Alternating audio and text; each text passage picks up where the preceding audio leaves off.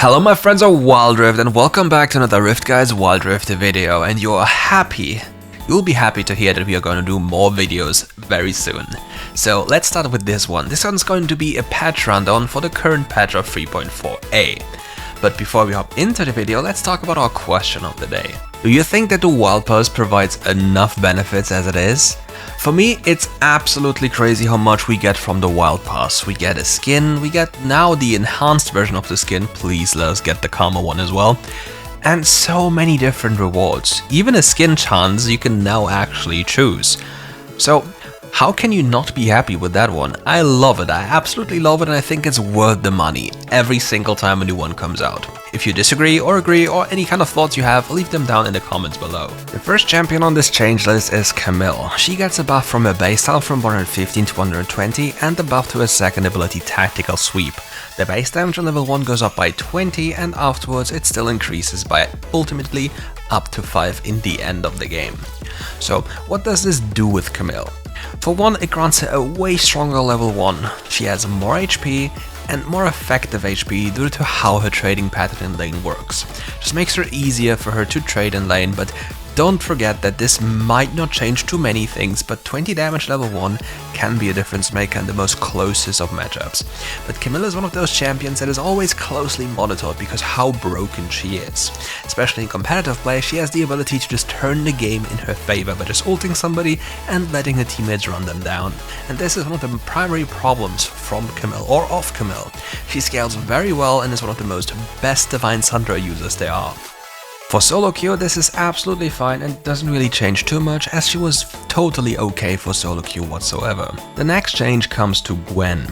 Here we have a change to her base health, a buff of 50 HP level 1. But her passive damage to monsters is nerfed just a slightly bit. But on the other hand, her first ability's damage is increased, therefore it's basically scaling each other out. While taking the HP in consideration nonetheless, it's a massive buff for Gwen. Getting 50 HP on level 1 is a massive game changer for laning phases. Whenever you face enemies, just one little auto attack could make the difference, and with the 50 extra health you will surely more than once have a situation where you'll be the winner of a fight rather than the loser. And since Gwen is a new champion, she'll be very favoritized and picked all the time. So you will see this change have a lot of impact in the solo queue environment. The next change is for Nautilus, and let me tell you this one. Nautilus as a champion in competitive is absolutely broken and has a few issues in terms of being too powerful, too tanky, too annoying and too consistent with the support items in the game.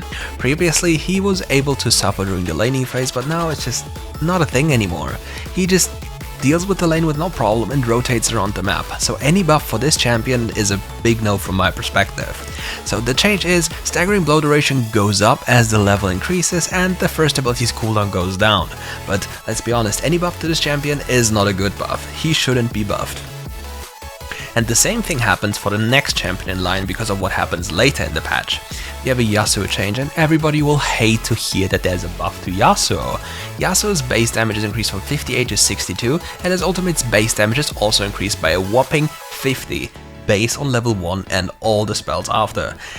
How insane is that one if you take the next things later in the patch into consideration? You're buffing a champion that most people fear to have on their team because they're 0-10 heroes, and you will see even more of this champion. So with the upcoming changes and the buffs to the items that we'll get to a little bit later, you might just permaban Yone and Yasuo, trust me. With Yasuo out of the way, that basically wraps up the entirety of the buffs for this patch. But now we have champion nerfs, and we have a champion that is on the nerf radar because of her solo queue pick rate, strength, and just overall utility she provides. Accelerating the game and overall demonizing the map is Ahri's key signature.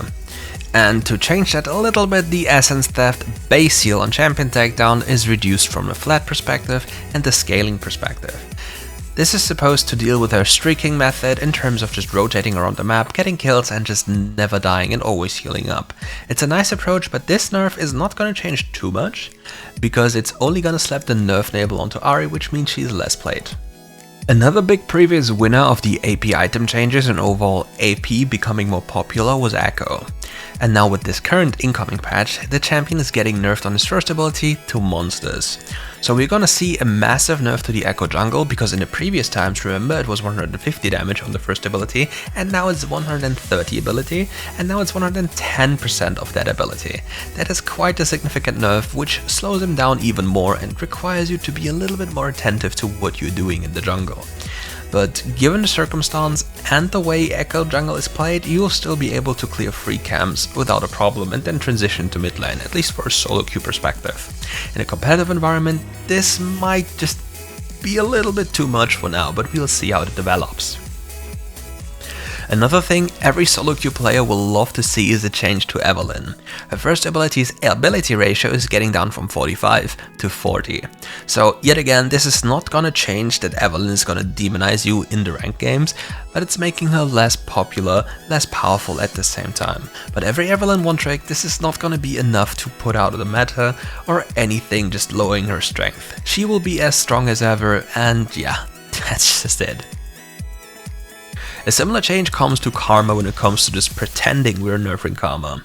This is one of the, I don't know how many nerfs that was now, probably like the 10th nerf in a row, and all accumulated towards the same thing, nothing. And this one will be roughly similar, apart from the movement speed change. The second ability's cooldown goes up from 13 to 15, and her bonus movement speed from a non-inspired mantra goes down from 45 to 30. Yet again, this is not one of the reasons why Karma is so broken, but will surely just make her pick rate a little bit lower and less popular. And obviously less movement speed is less kills in the game, because you're less likely to die because people can't chase you down.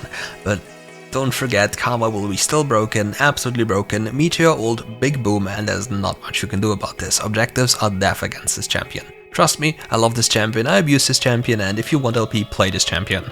On a similar note, I have to approach Kassadin.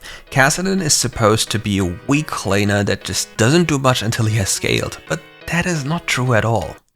Kassadin has a relatively strong laning phase into almost any matchup in the game. Even Lucian and Jace are playable if you stay far enough away and don't get collapsed by 3 people under your mid lane tower.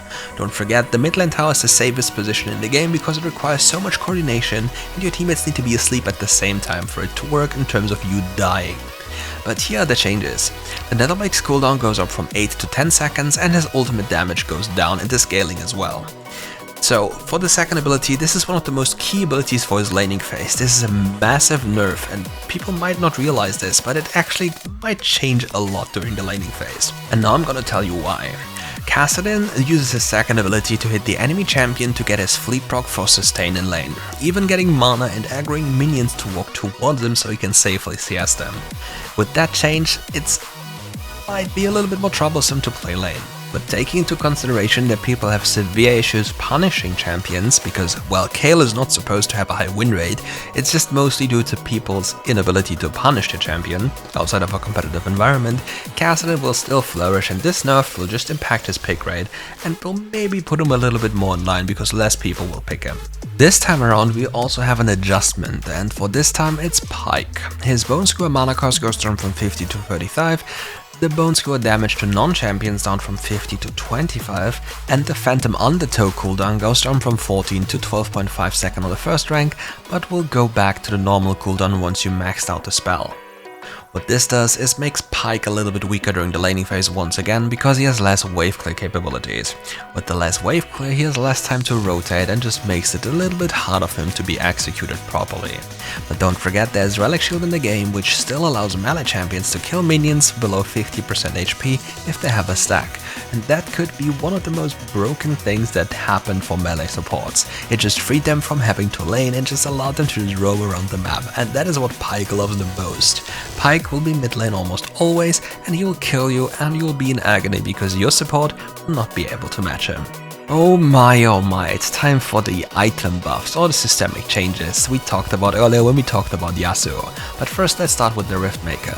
Riftmaker is a new item that is now getting buffed from 70 to 80 AP. I think this item was strong enough as it is already, but sometimes it's a little bit hard to find the proper spot to build it. It always depends on the champion, and most of the time only assassin type champions such as Akali feel really powerful with this item, and other champions such as Kassadin or normal mages feel a little bit lackluster with them. But we'll see how it develops. The next change is for Yone, and it's Solari Chargeblade. They buffed the attack speed from 30 to 40, while also increasing the ability haste from 15 to 20. That is a massive buff to the item, and if you take the Yasuo changes into account, it's crazy how much it can make a difference. Just think about Yasuo's first abilities cooldown, and Yone's first and second abilities cooldown. The 10 extra attack speed will make a difference and will have an impact. It will be crazy, especially with the next change in line. Lethal tempo is getting buffed as well. Previously from 6 to 12 for melee and 3 to 9 for range, it's getting buffed from 7 to 13 for melee and 4 to 10 to range, and a maximum bonus from 30 to 40%. So just randomly, out of the blue, you just get a massive attack speed bonus. All buffs considered, we are looking at a 26% attack speed buff, which is a massive change for both champions, including the attack damage buff for Yasuo. This will not be balanced and you'll see a lot of problems. Better remember my words when you get killed by one of those two champions. And for the last thing, we're gonna talk about the support items, and yet again I told you they're a problem and they need to be changed, and for this change log we don't see anything towards the double support tech, but only an individual nerf for the item. The Relic Shield is losing 15% per kill, and the Spectral Sickle is losing 5 gold per hit. In my opinion, this is the first step into the right direction, but it's still the best items you can buy as a starter. So the real question will it be allowed to have 2 support items? Will Riot do something about it? And how much gold can you actually gain doing this strat? Since we don't know if something is going to happen, the strategy is as follows. If you are in a lane that needs to be like more laid back, you go double relic, and if you're in a lane that is absolutely giga super or mega strong, you go for double sickle to farm the enemy's head. Just hit them on the head on cooldown, get the gold and be happy because you'll have so much more gold than they can ever dream of. And that's it for today's video. Thank you all for watching, and if you want more content, make sure to like and subscribe, and see you more for more stuff.